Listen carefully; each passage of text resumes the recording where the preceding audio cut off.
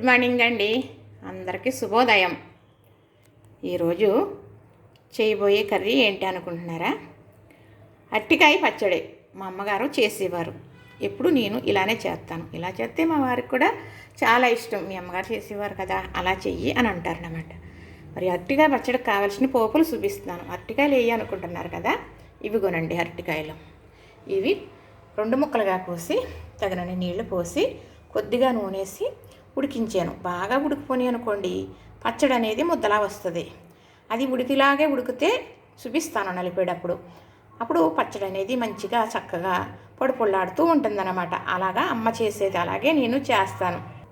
ఇప్పుడు పోపు వేపుకుని మరి దీన్ని రెడీ చేసుకునేలాగా ఈ అరటికాయలు కూడా వలిసి మీకు నేను చూపిస్తాను. ఉడికిపోయి వేడి నీళ్ళు తీసి సన్నీళ్ళు వేసాను. చక్కగా వలుసుకోవడమే చేసే విధానం మీకు నేను చూపిస్తాను. ఇవి అయితే పచ్చడికి కావలసిన ఐటెం. వేసేటప్పుడు ప్రతిదీ మీకు చూపించి చెబుతాను, సరేనా? ఇప్పుడు తగినంత నూనె వేసుకున్నాను. ఇందులో మినప్పప్పు, శనగపప్పు,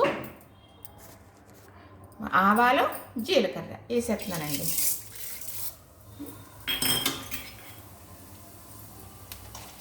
ఇప్పుడు ఇవి ఏగుతూ ఉంటాయి కదా, ఇది ఏగుతూ ఉంటుంది. నేను అరటికాయ పచ్చడి కదండి ఇది, దీనికి పొడి పొడి ఆడుతూ ఉంటుంది పచ్చడే. కానీ అయితే రైస్లో కలుపుకొని తినడానికి చాలా బాగుంటుంది. మరి మేమైతే స్నాక్స్ లాగా తినేస్తాం అన్నమాట, ప్లేట్లో పెట్టుకుని. అంత బాగుంటుంది. ఇప్పుడు దీన్ని చింతపండు పులుసుతో చేస్తున్నాను నేను తర్వాత ఇంకా ఎలా చేసుకోవచ్చు అనేది కూడా చేసేటప్పుడు చెబుతాను. కానీ చింతపండు పులుసుతో చేసుకున్నది చాలా బాగుంటుంది అన్నమాట. రైస్కి చాలా బాగుంటుందండి. ఇప్పుడు ఇందులో కొంచెం ఎండుమిర్చి, ఇప్పుడు ఎండుమిర్చి వేస్తున్నానండి. ఇది పులిహార పోపులాగే వేపుకోవాలి. ఈ పచ్చడికి ఎల్లుల్లిపాయ వేయవలసిన పని లేదండి. మరి ఇంగువ వాడేవారు ఇంగువ వేసుకుంటారనుకోండి, మేమైతే ఇంగువ వాడాం. ఇప్పుడు దీనికి కావాల్సింది ఏంటంటే, మరలా ఇప్పుడు ఎండుమిర్చి వేసి వేగిపోయినాయి కదా, ఇప్పుడు ఇందులో పప్పు వేగాలి బాగా. ఎప్పుడు కూడా పప్పు బాగా వేగాలి, అప్పుడే మనం చేసే ఐటెం రుచి వస్తుంది అన్నమాట. ఇప్పుడు చేసేది చెబుతానండి. ఇప్పుడు ఒక చిటికెడు గుండ,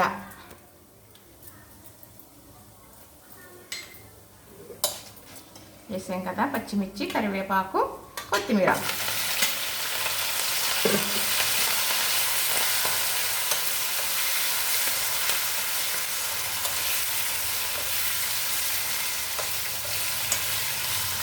ఇప్పుడు ఇది వేగిందండి.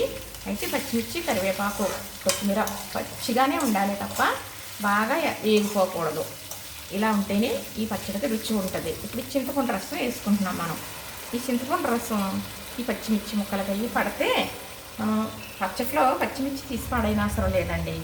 అవును, ఎందుకంటే పులుపు పడుతుంది కదా, చక్కగా తినేయచ్చు అనమాట. పూర్వం అలానే తినేవారు. ఈ పచ్చిమిర్చి, ఎండుమిర్చి పక్కన పెట్టుకుని ఏమన్నా పులుసుల్లో అన్నా ఇలాంటి కూరల్లో అన్నా మరి పోపు వేస్తాం కదా, పెద్దవాళ్ళు ఏం చేసేవారంటే పచ్చిమిర్చి ముక్కలు ఇలాగా ఎండుమిర్చిని ఓ పక్కన పెట్టుకుని మజ్జిగ వేసుకున్న, చారు వేసుకున్న ఆయన నంచుకునేవారండి. మా అక్కల మావయ్య గారు అలా చేసేవారు. మా నాన్నగారు అయితే చేయలేదు, కానీ మా అక్కల మావయ్య గారు, ఇంకో మావయ్య గారు అలా చేసేవారు. నేను చూసేదాన్ని, అంతకు తెలుసు చెబుతున్నాను. ఇందులో దీనికి సరిపడే ఉప్పు, అలానే మరి 1/2 టీ స్పూన్ పసుపు. ఈ పోపు ఇది ఉడుకుతూ ఉంటుంది కదా, ఇప్పుడు ఇలాగా మీకు అరటికాయలు వడడం చూపిస్తాను.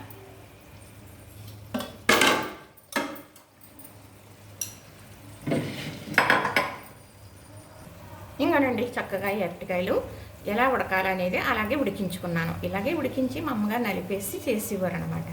అదే అలవాటుని నేను అలానే చేస్తాను. ఇక అరటికాయతో చాలా రకాలు కూడా చేయొచ్చు. అయితే వేరేగా చేసుకుని చూద్దాం. ఇది కూడా ఇలా తీసేసుకుంటే ఇదిగో చూసారా, ఇలా వస్తుంది. ఇది మనకి వృధా ఏమీ కాదు. చక్కగా ఇలాగా తీసేసామనుకోండి, ఇది వృధా ఏమీ కాదనమాట. ఇలాగా చూసారు, ఇందులో ఉండే ఇది కూడా చాలా మంచిదని మా అమ్మ ఇలా తీయమనేది. అయితే పిల్లలు ఎక్కువ ఉడకబెట్టి చేసి మమ్మల్ని చేయమని సాయం చేయమని చేయించుకునేవారు అనమాట. ఏముండదంటే చాలా ఈజీగా ఇలా వచ్చేస్తుంది. కానీ మనం ఉడికేటప్పుడు ఒక్క నూనెకేస్తే చుట్టూ గిన్నెకి నల్లగా పడుతుంది కదా, పట్టకుండా ఉంటుంది. తర్వాత ఉడికేటప్పుడు చాకుతోటి ఇలా గుచ్చి చూసుకున్నాం అనుకోండి, ఇదిగో నేను అనుకున్నట్టుగా ఉడికిందన్నమాట. అలా ఉండాలని. బాగా మెత్తగా అయిపోయినాయి అనుకోండి, అది ఏమవుతుందంటే ముద్దలా వస్తుంది. అంతే, రుచి ఒకటే. అంటే చూడటానికి కూడా మనకు బాగోవాలి కదా, చూస్తే తినాలనిపించాలి. ముందు మన కళ్ళు రుచి చెబుతాయి కదా, మన కళ్ళు బాగుంది లేనిది అనేది మన కళ్ళే చెప్పేస్తాయండి. ఇది నిజంగా నిజం, ఎవరు చెప్పారో కానీ ఇది నిజంగా నిజం. ఇది ఇలా తీసేసి చక్కగా ఇవన్నీ వలిసేసి మీకు చూపిస్తాను. ఇదిగోనండి, చక్కగా పోపు వేగుతుంది కదా, ఇది పులిహార పోపు అప్పుడు అయిపోయింది కదా. కొత్తిమీర కూడా వేసుకున్నామా. ఇందులో నేను ఆవు పిండి పౌడర్ ఉంది, ఇది చేదయ్యి రాదండి, ఒరిజినల్ అనమాట. ఒక కంపెనీ వారు పంపించారు మాకు చుట్టాలు, ఇది వాడుతూ ఉంటాను. లేదంటే ఆవు పిండి కూడా ఆవాలు నూరితే ముద్దలా వస్తుంది, ఆ ముద్ద వేయొచ్చి పచ్చడి చాలా బాగుంటుంది అనమాట.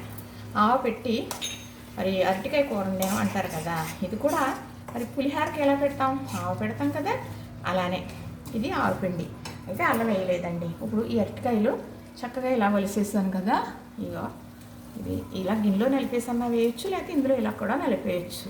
కానీ ఈ పచ్చడికి కాయలు అంటే ముద్రగా ఉండాలి, బాగా లేతగా ఉన్నాయనుకోండి మరి బాగా పేసులాగా అయిపోయి పచ్చడి రుచి మామూలు పర్వాలేదు అనుకోండి, అంతగా ఉండదని నా అభిప్రాయం.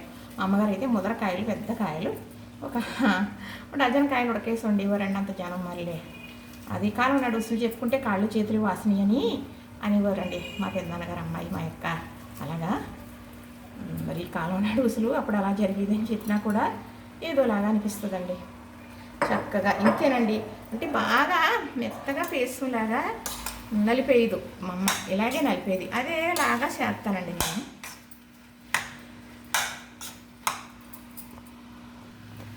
చక్కగా అన్నీ వేసేసానండి. ఇది ఇలా కలిపేసానే అనుకోండి. ఇంకొక ఐటమ్ ఉందండి లాస్ట్లో, అది కమ్మదనం వస్తుందని మరి ఇవ్వాలి తప్పకుండా.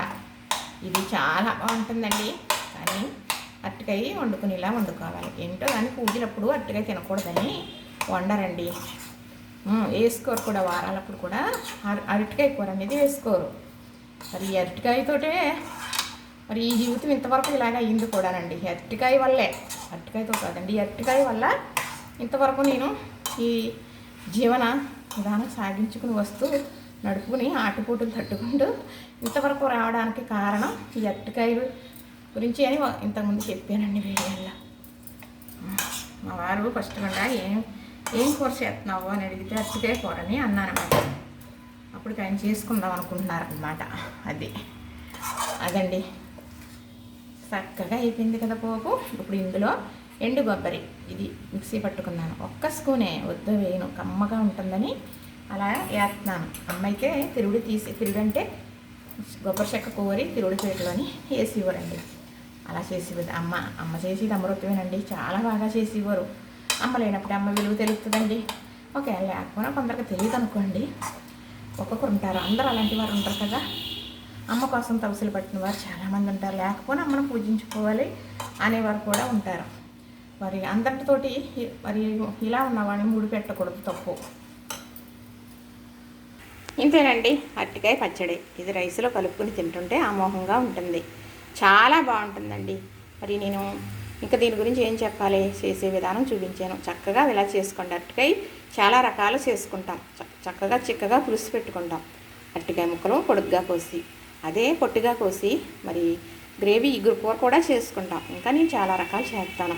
కానీ మరి మన గ్రేవీ కావాలి ఇగురు కూర కన్నా, మరి చిక్కగా పులుసు కావాలన్నా ఉల్లిపాయలు ఎక్కువగా కట్ చేసి వేస్తాం కదా, అప్పుడు నూనె ఎక్కువ పడుతుంది.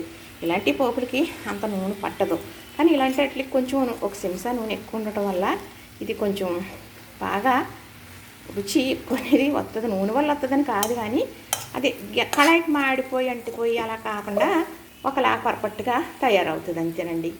అంతే ఎక్కువ వేసి చేసుకోకూడదు అలాగని.